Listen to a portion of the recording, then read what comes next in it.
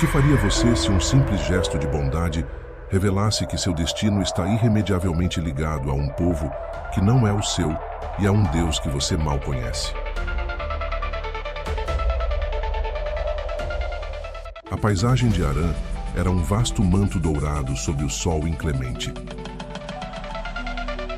O calor dançava sobre a terra rachada, e o silêncio era quebrado apenas pelo balido distante de rebanhos e o canto monótono dos grilos. Junto ao poço principal, onde as veredas se cruzavam, uma jovem se movia com graça singular. Rebeca. Seus olhos, profundos como poços noturnos, refletiam uma inteligência rara e um espírito que não se deixava vencer pela aridez ao redor. Seus braços, adornados com braceletes simples de bronze, manejavam o cântaro de couço com uma força disfarçada em delicadeza. Ela era a promessa viva de uma linhagem, a filha de Betuel, sobrinha neta do grande Abraão, um nome que ecoava como uma lenda entre suas tendas. Mas para Rebeca, aquele legado era como um horizonte distante. Sua realidade era o peso do cântaro, o pó da estrada e os olhares cobiçosos dos chefes locais. No entardecer daquele dia fatídico, um estranho apareceu.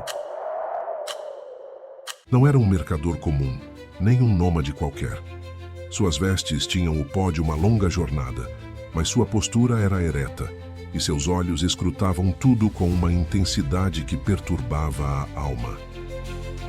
Era Eliezer, o servo mais antigo e fiel de Abraão. Em suas mãos, ele carregava um juramento silencioso e uma missão divina: encontrar uma esposa para Isaque, o filho da promessa. Ele parou junto ao poço, seu coração batendo em sincronia com suas preces silenciosas. Ó Deus de meu senhor Abraão, faze prosperar o teu caminho perante mim hoje. Mal havia terminado sua súplica interior, e eis que Rebeca surgiu, iluminada pelos últimos raios de sol. A jovem não apenas lhe deu de beber, saciando sua sede imediata, mas percebendo a poeira de uma longa viagem em seus trajes, ofereceu-se para tirar água para todos os seus 10 camelos. Foi aí que o tempo pareceu parar para Eliezer. Ele, um homem experimentado nos caminhos do mundo e na fidelidade do seu Deus, assistiu maravilhado, enquanto aquela jovem esvaziava e reenchia seu cântaro inúmeras vezes. A água jorrava fresca, e o som dela enchendo os bebedouros era como uma melodia celestial. Cada viagem da jovem ao fundo do poço era uma resposta. Cada gota que saciava a sede dos animais era uma confirmação. O servo não via apenas uma moça bondosa. Ele testemunhava o caráter de uma futura matriarca. A generosidade sem cálculo, a força incansável, a percepção aguçada das necessidades alheias. Quando o último camelo terminou de beber, o ar ao redor do poço parecia diferente, carregado de propósito. Eliezer, com mãos trêmulas, pegou os presentes que trouxera um pesado bracelete de ouro e 2 pulseiras de ouro maciço para seus pulsos. O ouro reluziu contra a pele de Rebeca, não como um mero adorno, mas como um sinal, um selo de um destino que acabava de ser ativado. De quem és tu, filha? Ele perguntou, sua voz embargada por uma emoção contida. E a resposta de Rebeca ecoou, selando o seu futuro. Sou filha de Betuel, filho de Naor, que Milca lhe deu. A rede do destino tecera seu fio mais crucial. Ela era da família. A promessa de Deus a Abraão não encontrara apenas um herdeiro biológico em Isaque, mas agora encontrava sua contraparte espiritual. Enquanto Eliezer se ajoelhava ali mesmo no pó para agradecer ao Deus que não apenas ouve, mas que responde com precisão assombrosa, Rebeca segurava os pesados braceletes. Seu coração, porém, era mais pesado que o ouro. Algo grande, algo eterno, havia começado naquele poço. E ela, no centro daquele plano, sentia o primeiro tremor de um chamado que iria arrancá-la de tudo que conhecia para um amor, um conflito e um legado que sua mente sequer podia imaginar.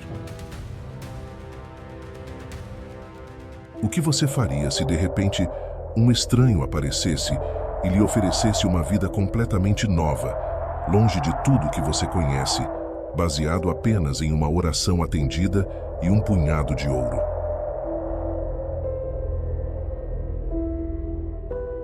A casa de Betuel, pai de Rebeca, era um lugar de relativa prosperidade. Mas naquela noite, o ar estava carregado de uma solenidade nunca antes sentida. As tochas lançavam sombras dançantes nas paredes de tenda, iluminando os rostos perplexos da família. Labão, irmão de Rebeca, não conseguia desviar os olhos do ouro que brilhava nos pulsos de sua irmã. Era um homem prático, cujo coração batia mais forte ao som do tilintar de moedas do que ao de poesias ou profecias. Enquanto isso, Eliezer, o servo, não perdia tempo. Sentado como um embaixador real, ele não comeu enquanto não cumpriu seu dever. Não comerei até que tenha falado o que tenho a dizer. Suas palavras, então, fluíram como um rio poderoso. Ele contou tudo.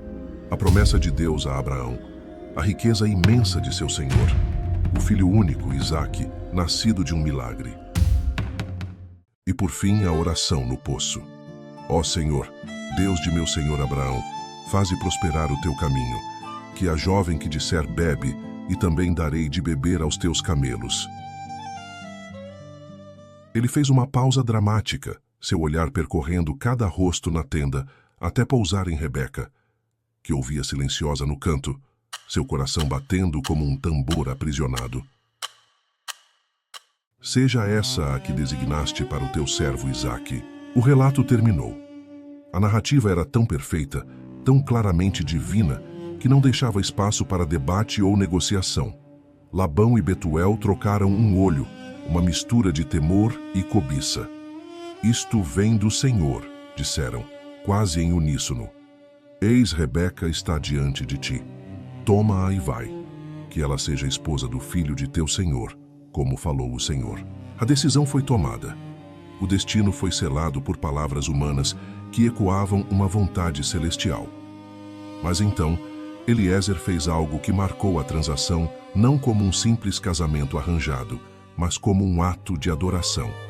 Ele prostrou-se no chão, rosto em terra, diante de todos. Aquele homem poderoso, mordomo da maior fortuna de Canaã, humilhava-se publicamente, agradecendo ao Deus que guia seus passos.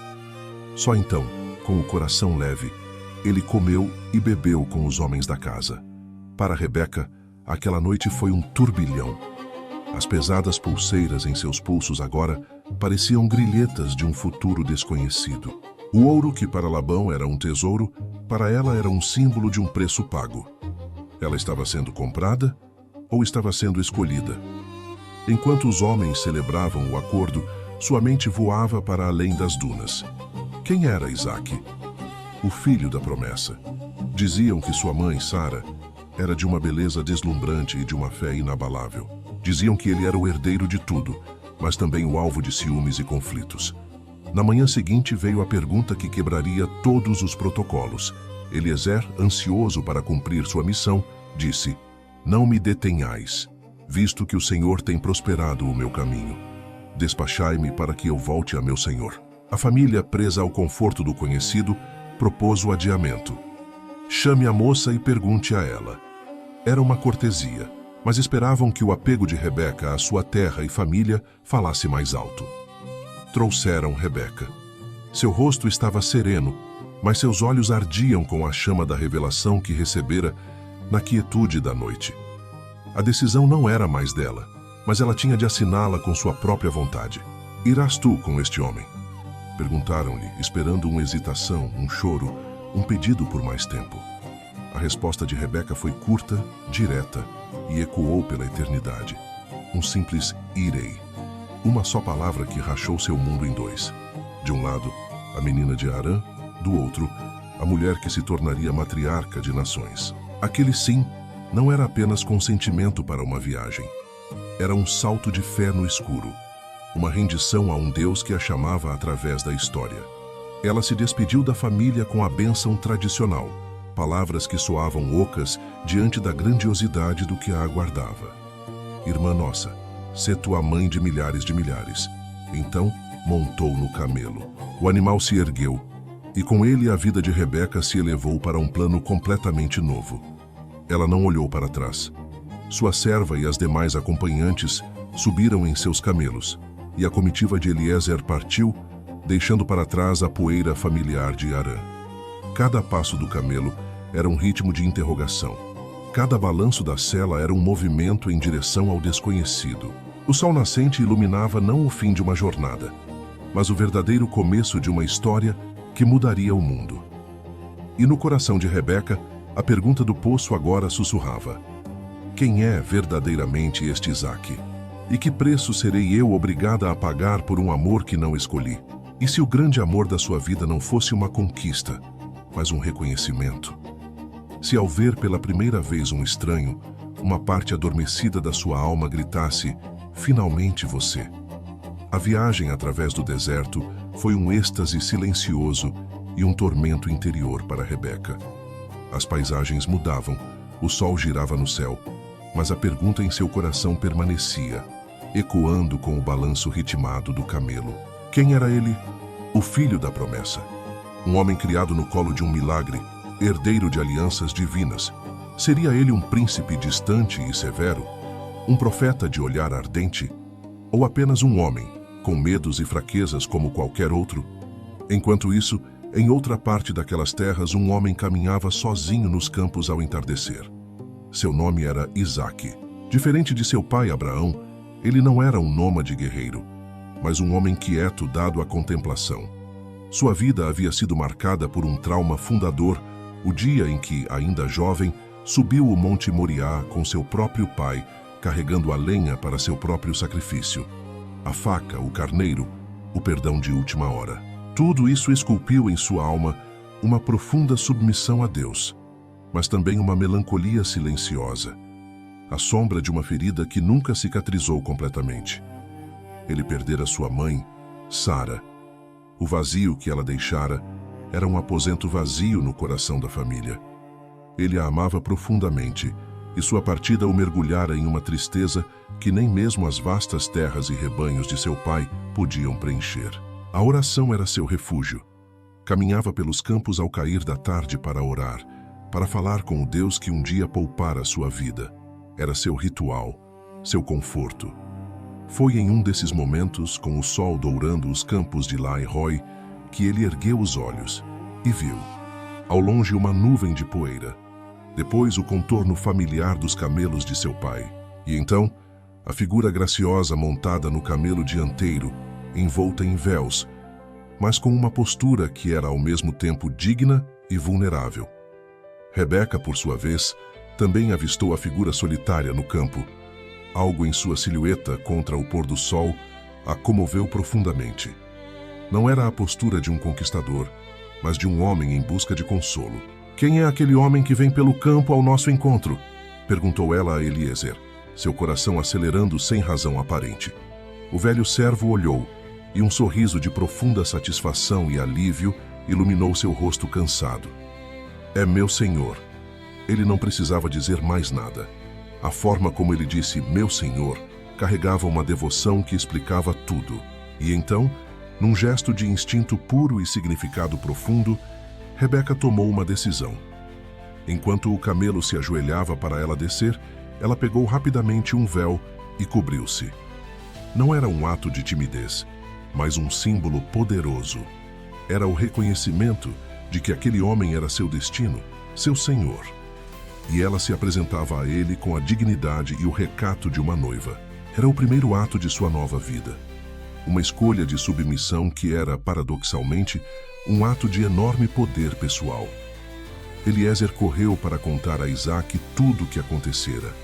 Cada detalhe da oração, do poço, da generosidade de Rebeca, da bênção da família.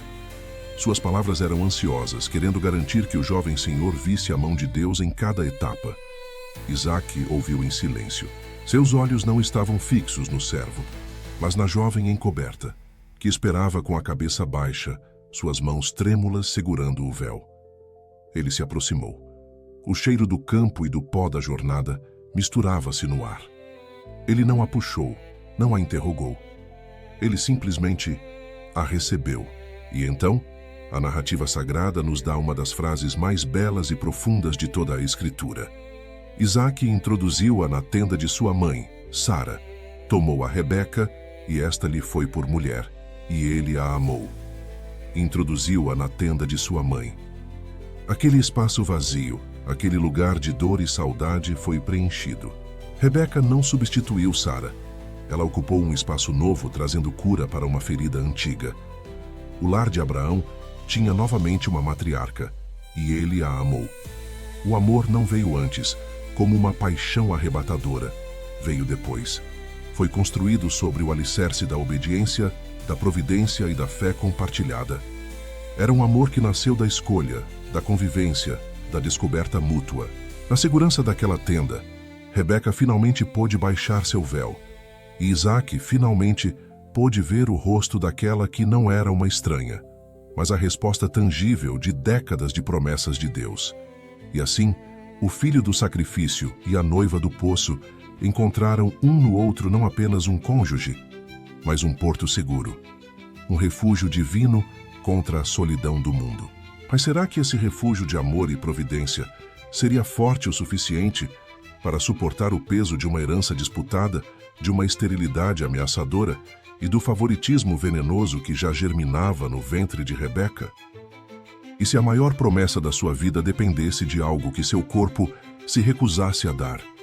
Como você sustentaria a fé quando cada lua nova se torna um lembrete do seu fracasso e um suposto castigo divino? Os primeiros anos no Vale de Gerar foram de uma doce intimidade. A tenda de Sara, outrora um santuário de saudade, agora respirava a energia jovial e a fé inteligente de Rebeca. Isaque encontrava nela não apenas uma esposa, mas uma confidente.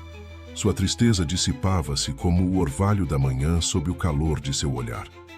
E Rebeca, por sua vez, florescia sob o amor constante e tranquilo do marido. Ele era um homem de paz, que preferia cavar novos poços a travar guerras por aqueles que seus inimigos haviam tapado. E Rebeca aprendia que a verdadeira força nem sempre grita. Às vezes ela cava, persevera e espera. Mas havia uma nuvem no horizonte dourado desse amor. Uma sombra que crescia a cada ciclo lunar, silenciosa e implacável. Rebeca era estéril. Para uma mulher da época, a esterilidade era mais que uma tragédia pessoal. Era uma desgraça social, um sinal de desfavor divino. Para a esposa do filho da promessa, era uma crise de proporções cósmicas. A promessa de Deus a Abraão era clara: da tua descendência. Tudo, a terra, a bênção, o legado, dependia de um herdeiro. E o ventre de Rebeca, a escolhida, permanecia fechado como um sepulcro. O desespero quieto e gélido começou a se instalar. Os sussurros entre os servos antes disfarçados tornavam-se mais audíveis. O olhar de pena das outras mulheres era uma agulha fincada diariamente em sua alma. Isaque, porém, não a culpou. Não buscou uma concubina, como seu pai fizera com Hagar. Em vez disso, ele fez a única coisa que sua fé lhe permitia fazer. Ele intercedeu por ela diante do Senhor. Durante 20 longos anos, Isaque suplicou. Suas orações no campo ao entardecer não eram mais apenas conversas íntimas com Deus. Eram apelos fervorosos, argumentos baseados na própria promessa divina. Senhor, tu disseste, lembra-te da tua aliança. Abençoa o fruto do ventre de Rebeca, minha esposa. E Rebeca observava. Ela via a fé inabalável de seu marido e se agarrava a ela como a um rochedo em meio a um mar de dúvidas. Sua própria fé era posta à prova, temperada no fogo da espera, até que, finalmente, no silêncio de seu ventre, algo se moveu. Não era o singelo pontapé de uma única vida, mas uma agitação violenta. um tumulto como se duas nações guerreassem em seu próprio corpo. A dor era tão intensa, tão diferente de tudo, que ela sentiu que estava sendo rasgada por dentro. O milagre tão aguardado parecia mais uma maldição. Em seu desespero, ela não correu para as parteiras. Não chamou por Isaque. Ela fugiu para o lugar onde Isaque sempre encontrava respostas à presença de Deus. Se é assim, por que vivo eu?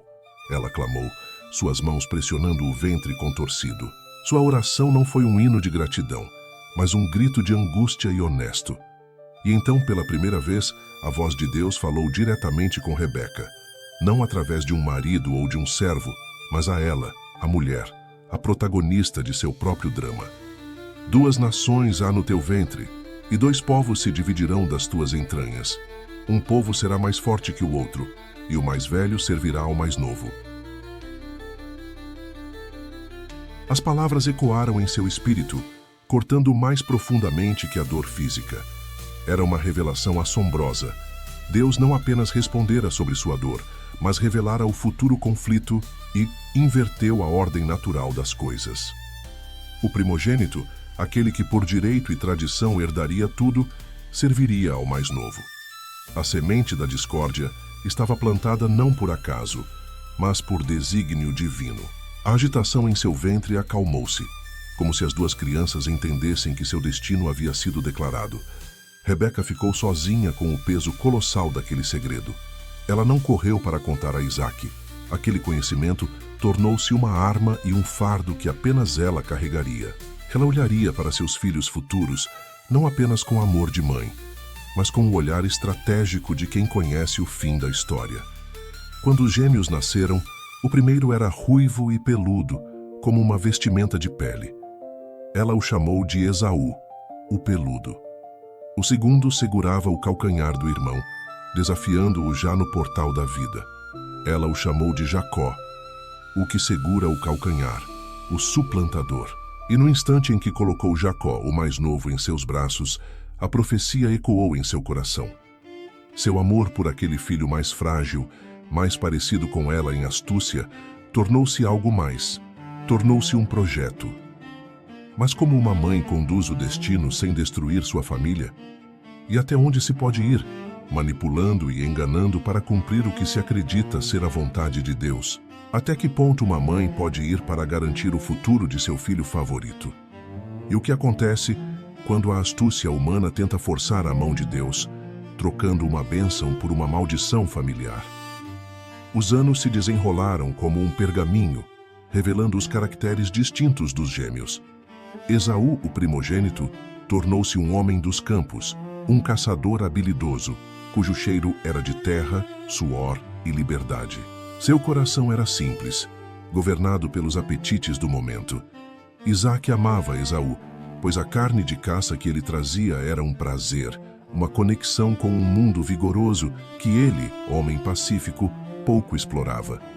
Jacó, por outro lado, era um homem tranquilo, que preferia a sombra das tendas ao sol implacável da caça. Sua mente era ágil, calculista. Ele era o filho de Rebeca, não apenas no sangue, mas no espírito, e Rebeca o amava. Um amor que se alimentava da profecia secreta e que via em Jacó o instrumento do cumprimento da vontade de Deus.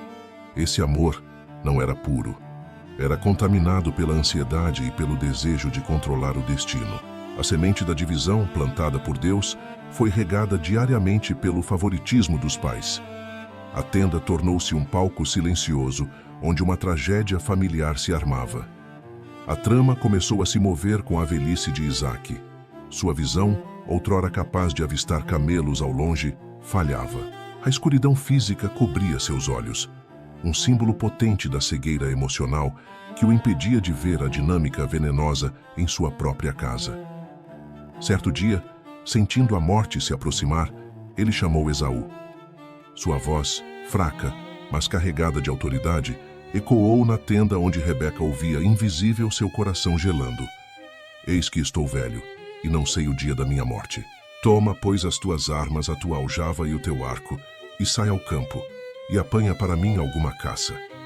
E faze-me um guisado saboroso, como eu gosto, e trazemo, para que eu coma, e a minha alma te abençoe, antes que morra. Era o momento. A bênção patriarcal não era uma simples oração, era um decreto irrevocável que selava o destino, transferindo autoridade, prosperidade e o pacto divino. Uma vez proferida, não poderia ser retirada. Enquanto Esaú, impulsivo e alegre, saía para o campo, Rebeca pôs seu plano em ação com uma velocidade e determinação ferozes. Ouve, pois, meu filho, a minha voz naquilo que eu te ordeno. Ela puxou Jacó para um canto escuro, seus olhos faiscando com uma mistura de terror e resolução. Ela revelou o plano enganar o pai cego, fazer-se passar por Esaú. O disfarce era arriscado. A voz de Jacó era suave, a pele lisa. Como enganar um patriarca mesmo cego? Rebeca, com uma frieza prática, matou 2 cabritos. Suas mãos, que acariciavam seus filhos, agora manchavam-se de sangue para forjar uma mentira. Ela preparou o guisado. Depois vestiu Jacó com as roupas de Esaú, que cheiravam a campo e a liberdade. E no ato final de engenharia do engano, ela cobriu suas mãos e o pescoço liso com a pele dos cabritos. Ao toque, ele seria peludo como Esaú. Jacó hesitou. Talvez meu pai me apalpe, e serei como um enganador perante ele, e trarei sobre mim maldição e não bênção. A resposta de Rebeca foi rápida, cortante, e carregava o peso de toda a sua obsessão. Caia sobre mim a tua maldição, meu filho. Apenas obedece ao que eu te digo. Ela assumia toda a culpa, todo o risco. Naquele momento, ela não era mais apenas uma mãe. Era uma general em uma guerra santa distorcida. A profecia justificava todos os meios. A cena que se seguiu foi uma das mais tensas da história. Jacó, tremendo, aproximou-se do pai cego. Meu pai, eis-me aqui. Quem és tu, meu filho? A mentira saiu de seus lábios. Eu sou Esaú, teu primogênito. Fiz como me disseste. Levanta-te, pois, assenta-te e come da minha caça, para que a tua alma me abençoe. A desconfiança de Isaque, o toque nas mãos peludas. A voz é a voz de Jacó, mas as mãos são as mãos de Esaú. A cegueira o traía. Ele comeu, ele bebeu, e então pediu o beijo do filho mentiroso. O cheiro das roupas de Esaú que Rebeca tão sabiamente providenciara convenceu-o finalmente. Vede, o cheiro do meu filho é como o cheiro do campo, que o Senhor abençoou. E a bênção foi proferida, um rio de mel e poder, destinado a Esaú, mas fluindo irrevogavelmente para Jacó. Que Deus te dê do orvalho do céu e da fertilidade da terra, e abundância de cereal e de vinho. Sirvam-te povos, e nações se encurvem a ti. Maldito seja quem te amaldiçoar, e abençoado quem te abençoar. Mal a bênção terminara, mal Jacó saíra, e Esaú chegou. O desenlace foi rápido e horrível. O prato de caça genuíno, o filho verdadeiro, e o grito de angústia que rasgou o ar. Abençoa-me também a mim, meu pai. E o lamento de Isaque, teu irmão veio com astúcia e tomou a tua bênção. O que se seguiu não foi apenas tristeza, mas um juramento de morte. Esaú odiou a Jacó por causa da bênção que seu pai lhe tinha dado. E ele disse em seu coração: Vem próximos os dias de luto por meu pai, então matarei a Jacó, meu irmão. A profecia cumpria-se, mas a família despedaçava-se. A semente da discórdia, regada pela manipulação de Rebeca, dava agora seu fruto amargo ódio fratricida. Rebeca, que tanto lutou para proteger Jacó, conseguira seu intento. Mas a que custo? Ela salvaria seu filho da fúria do irmão apenas para perdê-lo para um exílio longo e solitário? O que vale mais ver o filho predileto herdar o futuro ou tê-lo vivo, mas longe de você para sempre? Como é acordar vitoriosa e descobrir que a vitória tem o gosto de cinzas e o preço de um adeus. O ar dentro da tenda parecia ter se solidificado após a partida de Jacó. O grito de Esaú ainda ecoava nas paredes de tecido, um som visceral de traição e fúria que manchava para sempre o santuário da família. Rebeca ouviu tudo. De seu esconderijo, ela escutou a dor de Isaque, a descoberta do engano e, por fim, a promessa de vingança de Esaú. As palavras dele não eram um mero desabafo, eram uma sentença de morte. Os dias de luto por meu pai estão próximos, então matarei a Jacó. Naquele momento, o triunfo secreto de Rebeca transformou-se em pavor gelado. Ela conseguira o que queria. A bênção estava sobre Jacó. A profecia estava a um passo de se cumprir. Mas o preço era ver o filho amado ser caçado como um animal por seu próprio irmão. O plano perfeito revelara sua falha catastrófica. Ela não calculou o ódio de Esaú. Subestimou a violência que sua astúcia desencadearia. E então, a mestra da manipulação teve de arquitetar outra fuga. Desta vez, não para obter uma bênção, mas para salvar uma vida. Ela não podia aparecer como a mentora do engano. Tinha de encontrar um pretexto que convencesse Isaque, ainda ferido e desiludido, a mandar Jacó embora. Ela se aproximou do marido, não como a mulher confiante que orquestrou o destino, mas como uma mãe preocupada. Seus ouvidos haviam captado a ameaça de Esaú e ela a usou como sua arma final.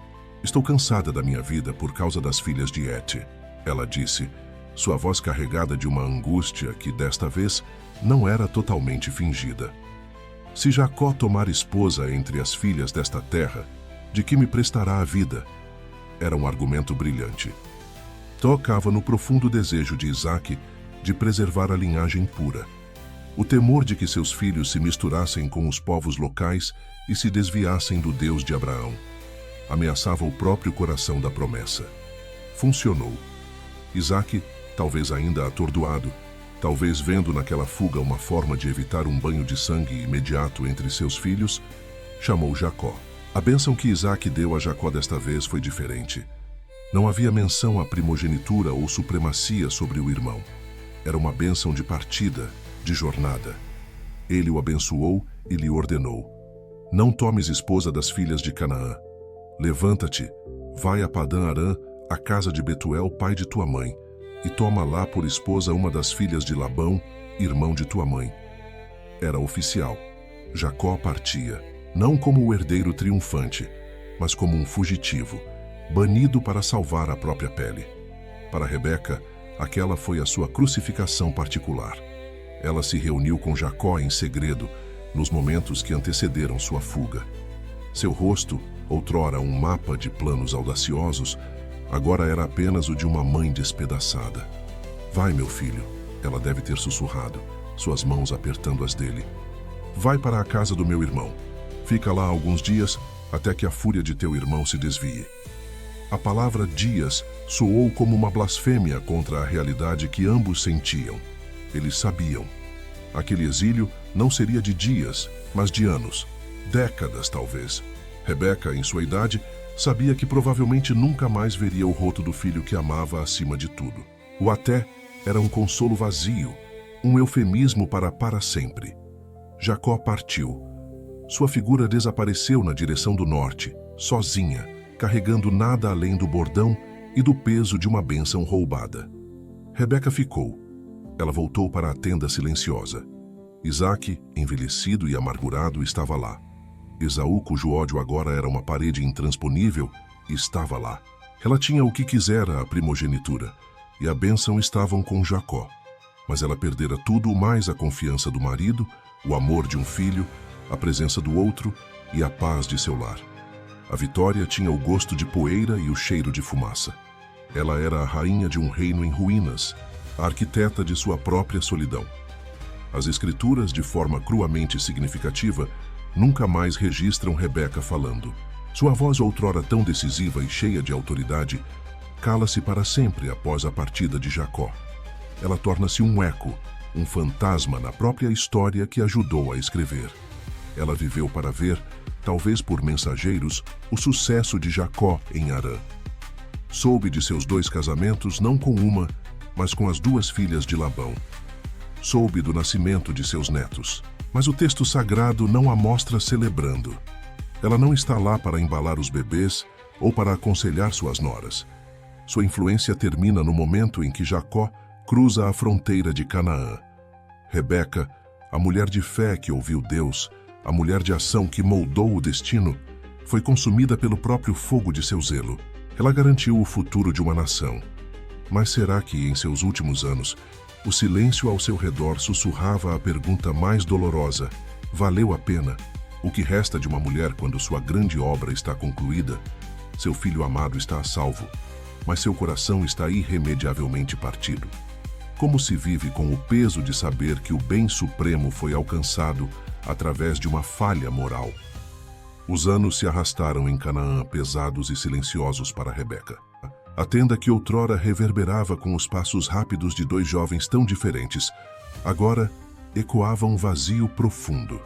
Esaú, em um último ato de rebeldia, e talvez para ferir seus pais ainda mais, tomou por esposas mulheres cananeias, incluindo uma das filhas de Ismael, o tio rejeitado. Era um constante lembrete do fracasso de Rebeca em unir sua família. Isaque e Rebeca permaneceram juntos, ligados pelo legado de Abraão e pelas promessas. Mas o romance do poço e da tenda de Sara havia se transformado em uma coexistência sombria.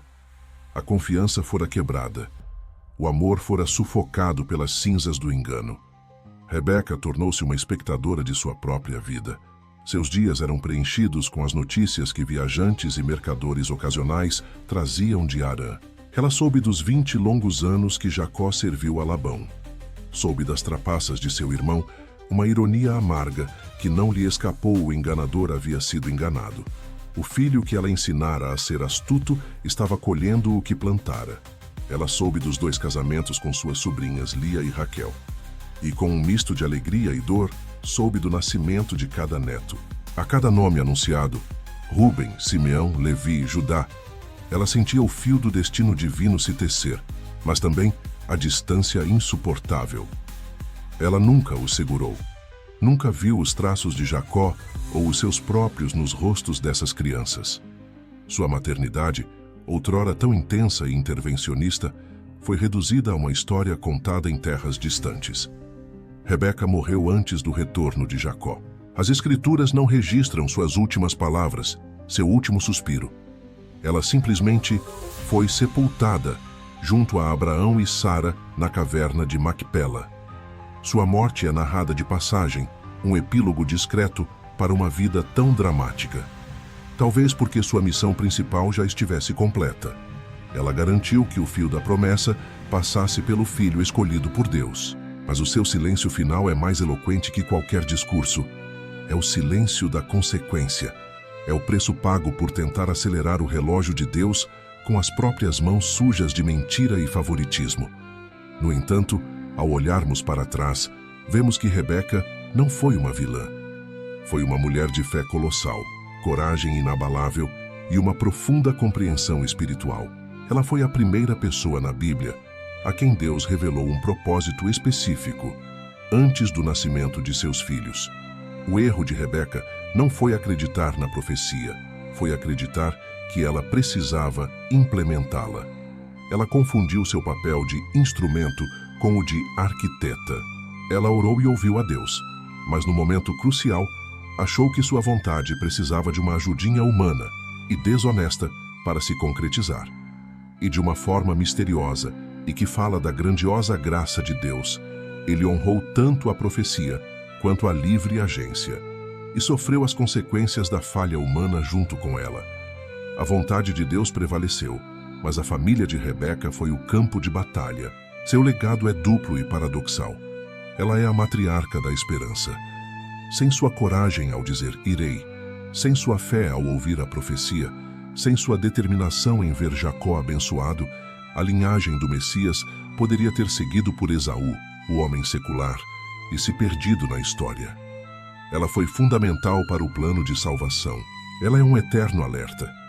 Sua história é um aviso solene para todos os pais, e para todos os que creem em um chamado divino, o fim não justifica os meios. O favoritismo é um veneno doméstico, e a fidelidade a Deus inclui esperar nele, mesmo quando tudo parece exigir uma ação imediata e questionável. Rebeca não viveu para ver o reencontro tenso, mas pacífico, entre Jacó e Esaú. Não viveu para ver seus netos crescerem e se tornarem as 12 tribos de Israel. Mas ela plantou a semente, com seu sim no poço, com sua oração no desespero, e sim, com seu erro trágico. Ela nos ensina que Deus escreve sua história com linhas retas, mesmo usando canais tortos, e que no fim, Sua misericórdia é grande o suficiente para cobrir não apenas nossos pecados, mas também as cicatrizes de nossas boas, porém falhas, intenções. E assim, o eco da vida de Rebeca pergunta a cada um de nós: você está disposto a confiar não apenas no destino que Deus prometeu, mas também no caminho e no tempo que Ele escolheu para cumpri-lo? Muito depois que a poeira da partida de Jacó baixou, a tenda de Rebeca tornou-se um lugar de memórias. O vento que sussurrava através das frestas carregava mais do que o cheiro do deserto. Carregava fragmentos de risos abafados, de discussões passionais, do som de passos que nunca mais se ouviriam. Rebeca, na quietude forçada de seus últimos anos, tornou-se uma arqueóloga de sua própria alma. Ela revirava as estantes de lembranças, não com amargura, mas com uma lucidez dolorosa que só a solidão concede. Ela se lembrava do poço, da água fresca escorrendo pelo cântaro, da sensação de propósito tão claro e puro. Aquele havia sido o auge de sua fé. Um momento de ação guiada pela providência, sem manipulação, sem cálculo. E então, ela se lembrava da agitação em seu ventre. A primeira vez que Deus lhe falou diretamente. A honra avassaladora e o fardo insuportável de saber demais, demasiado cedo. Será que aquele conhecimento a corrompeu? Será que tê-lo guardado apenas para si a tornou cúmplice de um segredo que Deus talvez pretendesse que Isaque também soubesse? Seu amor por Jacó era mesmo amor, ou era a personificação de sua própria ambição espiritual? O desejo de ver aquele que era mais como ela, astuto, perspicaz, um sobrevivente, triunfar sobre a simplicidade rude de Esaú? Ela se perguntava, nas longas noites, se tivesse contado a Isaque sobre a profecia, será que ele, com sua fé profunda e submissa, teria abençoado Jacó de livre vontade? Teriam evitado a fraude, o ódio, o exílio? Essas perguntas não tinham resposta. Eram fantasmas que habitavam a tenda com ela. A grande lição que emergia das cinzas de seus erros era a mais difícil de todas. A fé exige não apenas a coragem de agir, mas também a paciência de esperar. Não apenas a ousadia de ouvir Deus, mas a humildade de deixar que Ele execute sua vontade à sua maneira. E assim, Rebeca aprendeu sua última e mais profunda lição não no palco das grandes decisões, mas no palco silencioso de uma tenda vazia. Aprendeu sobre o perdão que não pode ser pedido, sobre o amor que transcende a presença física, sobre a esperança que se agarra não ao que os olhos veem, mas à fidelidade daquele que prometeu. Ela morreu acreditando que Jacó um dia voltaria. Morreu acreditando que a promessa se cumpriria. Sua fé, que uma vez foi distorcida pela ação precipitada, no fim foi refinada e purificada pela espera. Tornou-se uma fé mais quieta, mais profunda, mais parecida com a de Isaque. Uma fé que consegue abençoar, mesmo tendo sido ferida. E quando sua história foi selada e seu corpo descansou ao lado de Sara e Abraão, algo de seu espírito permaneceu. Não era o espírito da manipuladora, mas o da mulher do poço, corajosa, disponível, generosa. Esse espírito pairou sobre a linhagem que ela ajudou a fundar. Pairou sobre Judá, o filho de Jacó, de quem viria o cetro messiânico. Pairou sobre Rute, a moabita que, como Rebeca disse, irei, e deixou sua terra por um povo e um Deus que mal conhecia. Rebeca não estava lá em corpo, mas seu sim ecoou através das gerações. Sua história tornou-se um fio vital e colorido no grande tapete da redenção. Um fio de ouro da providência, manchado com o vermelho da falha humana, mas ainda assim, seguramente tecido no desígnio de Deus.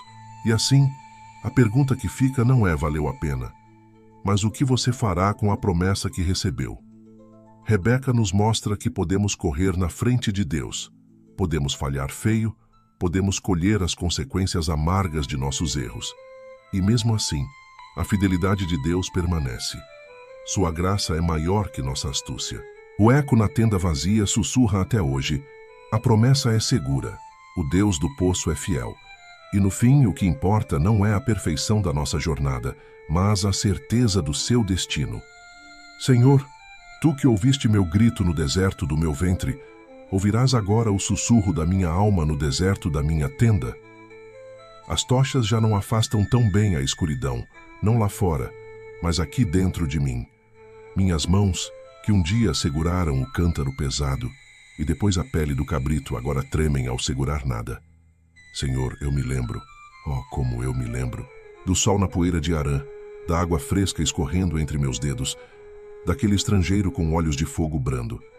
Naquele dia, no poço, eu senti o teu toque. Era tão claro. Era como se o céu descesse e dissesse: eis o caminho, anda nele. E eu fui. E depois, a agonia dentro de mim, a guerra no meu ventre, e a tua voz que veio diretamente a mim, uma mulher. Disseste-me que o maior serviria ao menor. Guardei essas palavras no lugar mais profundo do meu ser, como quem guarda uma espada flamejante. Eu pensei que era minha função forjar o destino com ela. Eu olhava para Jacó, tão parecido comigo no espírito, pensativo, observador, e via o instrumento. Olhava para Esaú, tão diferente, e via o obstáculo. Meu amor, que deveria ser um rio que banha duas margens igualmente, tornou-se uma represa, dirigindo toda a sua força para apenas um lado. Eu justifiquei a mentira com a profecia. Vestir meu filho de engano, ensiná-lo a mentir ao próprio pai. Eu disse a mim mesma: é para cumprir a tua vontade. Mas o gosto daquele guisado, Senhor, era amargo, mais amargo que qualquer fel. E o beijo que Jacó deu no pai cego foi um golpe não só em Isaque, mas em tudo o que era sagrado. E então veio o preço. O ódio no olhar de Esaú, a dor mudinha de Isaque e a partida de Jacó. Ver aquele que era a luz dos meus olhos desaparecer no horizonte, sabendo que eu era a causa. Essa foi a minha fornalha. Não foram chamas que não queimavam. Eram labaredas de saudade que consumiam minha alma todos os dias. A vitória que eu tanto planejei tem o gosto de cinzas. Eu te perguntei outrora: por que vivo eu? E me mostraste o futuro. Agora te pergunto no silêncio: por que falhei mesmo conhecendo o teu propósito? E no profundo do meu espírito, uma resposta vem, não em palavras, mas em uma paz pesada. Rebeca, você confiou na minha promessa, mas não confiou em mim para cumpri-la. Você usou as sombras da mentira para realizar a obra da luz. Aprendeste agora que minha vontade não precisa dos teus pecados para se realizar? Ah, Senhor, sim, aprendi. Aprendi que é mais difícil ficar sentada nesta tenda vazia, confiando que estás trabalhando por Jacó em Harã, do que foi arquitetar todo o engano. Aprendi que a fé que move montanhas é, às vezes, a que simplesmente espera no vale. Por isso, nesta solidão, eu me rendo. Já não luto mais pelo destino. Apenas descanso nele. Abençoa meu Jacó, Senhor. Mantém-no. Traze-o para casa, não por minha causa, pois não estarei aqui, mas para que a tua promessa floresça. E cura meu Esaú, aquele filho que eu não soube amar como deveria. Perdoa-o pela raiva, como espero que ele um dia lá no fundo possa perdoar a mim. E Isaque, meu marido, meu amigo ferido, que ele encontre paz nos campos onde costumava orar. Que ele se lembre de mim, não pela mulher que o enganou, mas pela moça que um dia disse sim e veio até ele. A promessa é tua, ó Deus, o reino é teu, a glória é tua. E esta mulher quebrada que tentou roubar um pouco dessa glória para si, agora te devolve tudo, tudo o que resta. Minha história está cheia de falhas, Senhor. Mas se ela servir para mostrar a outros corações passionais que a tua fidelidade é maior que os nossos erros, então que assim seja. Que o meu sim no poço ecoe mais alto que o meu engano na tenda. E que, no fim, tudo o que fique seja a tua misericórdia. O que é mais poderoso, um império construído pela força ou um legado nascido de um coração quebrado e restaurado pela graça? A história de Rebeca não terminou com seu último suspiro na tenda silenciosa. Como uma semente que precisa morrer para dar fruto, sua vida, com todas as suas falhas e sua fé, plantou algo que germinaria através dos séculos. Anos depois, Jacó retornou a Canaã. Um homem transformado, mancando de uma ferida dada por Deus, ele carregava um novo nome, Israel. Ele veio com suas esposas, seus 12 filhos, suas riquezas. E veio em paz com Esaú. Mas o primeiro lugar para onde ele foi, o primeiro lugar que ele buscou para honrar, Não foi o palácio de um rei, mas um pedaço de terra simples e um marco de pedra. E ele ergueu ali um altar e chamou-lhe El Betel, o Deus de Betel. O Deus que se revelou a ele na fuga era o mesmo Deus de Abraão e de Isaque, e de forma poderosa e indireta, era o Deus de Rebeca. A fé dela, que o enviara, agora o trouxera de volta. O Deus do poço que a escolheu foi fiel ao filho que ela amou de forma tão imperfeita. Seus 12 filhos se tornariam as 12 tribos de Israel. De Judá, nascido da linhagem que ela tanto lutou para estabelecer, viria a linhagem real. Séculos depois, em Belém, uma jovem chamada Maria daria à luz um menino. E o anjo lhe diria: descerá sobre ti o Espírito Santo, e o poder do Altíssimo te cobrirá com a sua sombra. A mesma palavra cobrir, usada para o Espírito de Deus pairando sobre as águas da criação, pairou sobre uma nova mãe. E assim o Messias, Jesus, o Salvador do mundo, traçou sua linhagem humana até Davi, até Judá, até Jacó, até Rebeca. A mulher que ouviu Deus no ventre, que tentou forjar o destino com suas mãos, tornou-se um elo vital na corrente dourada da redenção. Seu erro não desfez o plano. Sua fé, ainda que falha, foi contada como justiça. O legado final de Rebeca não é um exemplo de perfeição, mas um testemunho profundo de graça. É a prova de que Deus não chama os capacitados, mas capacita os chamados, e é capaz de escrever reto com as linhas tortas de nossas vidas. Ela nos ensina que a coragem de sim é o primeiro passo para um milagre. O perigo do eu faço é tentar ser Deus no lugar de Deus. A beleza da quebra é que ela nos abre para uma fé mais profunda. A certeza da promessa é que ela não depende de nossa perfeição, mas da fidelidade daquele que prometeu. As muralhas da Babilônia de Nabucodonosor caíram, os tronos dos reis se desfizerem. Mas a história de uma mulher junto a um poço, seu coração dividido entre a fé e a pressa, seu amor turbulento e seu arrependimento final, essa história ainda fala, porque fala da luta humana universal e fala de um Deus que em sua majestade se inclina para sussurrar promessas no ouvido de uma mulher para honrar sua fé mesmo quando falha e para tecer sua história na maior de todas as histórias, a da redenção da humanidade. E assim, o eco do cântaro de Rebeca no fundo do poço continua a ressoar. É o som da providência. É o som da escolha. É o som da graça que alcança não apenas os santos inabaláveis, mas as mães apaixonadas, os pais decepcionados, os filhos que fogem e os irmãos que se reconciliam. É o som de que, no grande drama divino, nenhum ato de fé, por menor ou mais falho que seja, é jamais desperdiçado.